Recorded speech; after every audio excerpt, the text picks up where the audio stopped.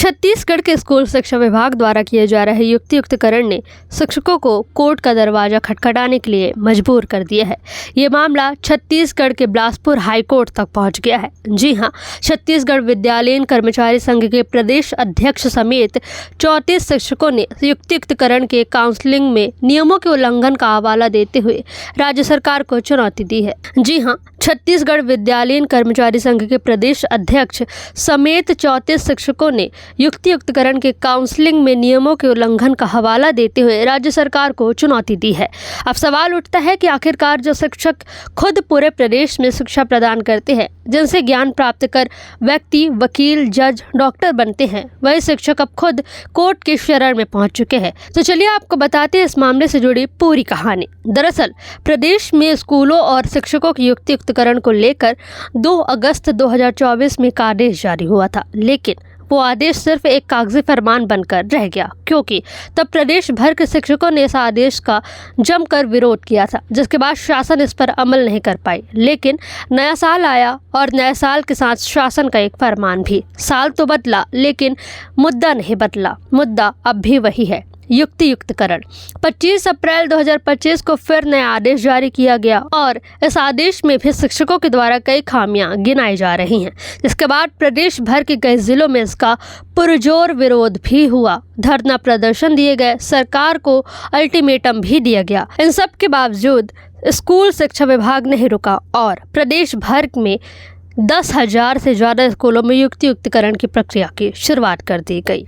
दरअसल सरकार का कहना है कि कई विद्यालयों में छात्र संख्या 10 से भी कम है। एक ही क्षेत्र में पास कई स्कूल चलते हैं, जिससे संसाधन बढ़ते हैं।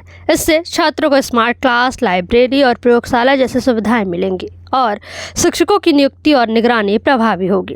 राष्ट्रीय शिक्षा नीति 2020 और शिक्षा का अधिकार अधिनियम 2009 के अनुरूप राज्य में शिक्षा व्यवस्था को बेहतर और समावेशी बनाने के उद्देश्य से शालाओं के युक्तियुक्तकरण की दिशा में एक सार्थक पहल की जा रही है।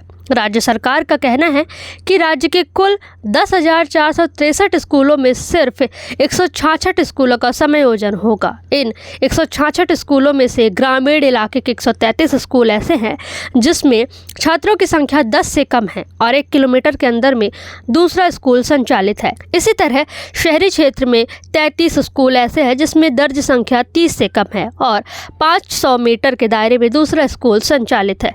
इस कारण 166 स्कूलों को बेहतर शिक्षा के उद्देश्य से समायोजित किया जा रहा है।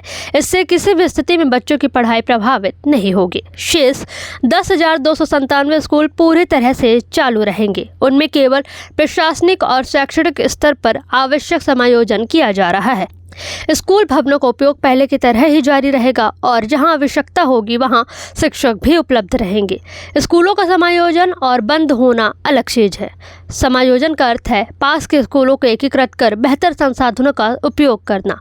इसका मकसद बच्चों को अच्छी शिक्षा देना है, ना कि स्कूल बंद करना। शिक्षा विभाग ने लोगों की अफवाहों से दूर रहने की अपील की है। सच्चाई यह है कि राज्य सरकार स्कूलों को मजबूत करने, पढ़ाई की गुणवत्ता बढ़ाने और हर बच्चों को बेहतर शिक्षा देने की सुदृढ़ व्यवस्था में जुटी हुई है। रेल की कोई बात मैं नहीं कहूंगा भाई, सब कुछ रियल है, आप देख रहे हैं। और जब जवानों से हाथ मिलाओ तो करंट लगता है। जवानों की भुजाओं की ताकत पर बस्तर में शांति की स्थापना होगी।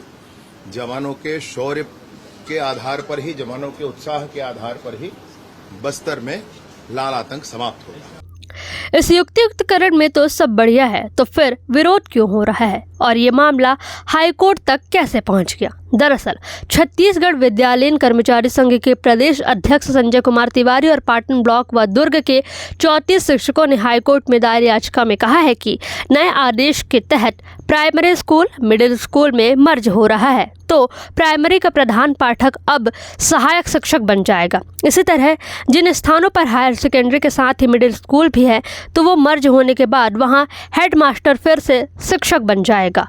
इस तरह से पदों को समाप्त किया जा रहा है। आज रायपुर में अतिथि शिक्षकों की काउंसलिंग की जा रही है।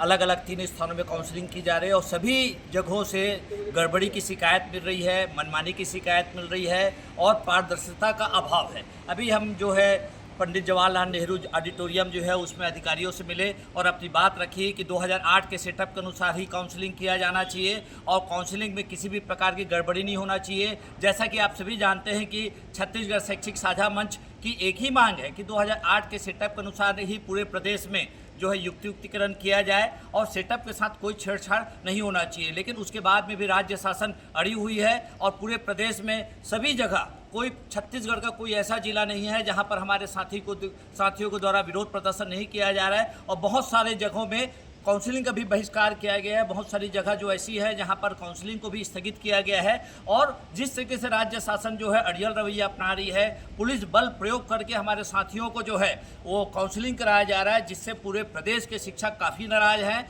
लेकिन आपको यह भी बता दें कि याचिका में यह बताया गया है कि हाईकोर्ट में चल रहे एक मामले में शासन ने सुनवाई में कहा था कि हेडमास्टर का पद एक प्रशासकीय पद है, इसलिए उसे शिक्षक नहीं बनाया जा सकता है और इसी तर्क को लेकर शिक्षक हाईकोर्ट की शरण में पहुंचे हैं। शिक्षकों का कहना है कि संविधान के आर्टिकल 309 के तहत राज्यपाल द्वारा छत्तीसगढ़ स्कूल शिक्षा सेवा शिक्षक व प्रशासनिक संवर्ग भर्ती व पदोन्नति नियम 2019 में पदोन्नति का प्रावधान किया गया है, लेकिन इसमें संशोधन किए बिना ही काउंसलिंग कराई जा रही है। इसमें अपील करने का प्रावधान है, जिसका अवसर नहीं दिया जा रहा है।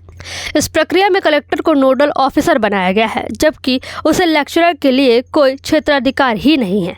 तो इस तरह ये युक्तियुक्तकरण का मामला हाईकोर्ट तक पहुंचा। अब देखना होगा कि हाईकोर्ट इस मामले में क्या फैसला सुनाती है। इस खबर पर आपकी क्या राय है, हमें कमेंट बॉक्स में ज़रूर बताएं।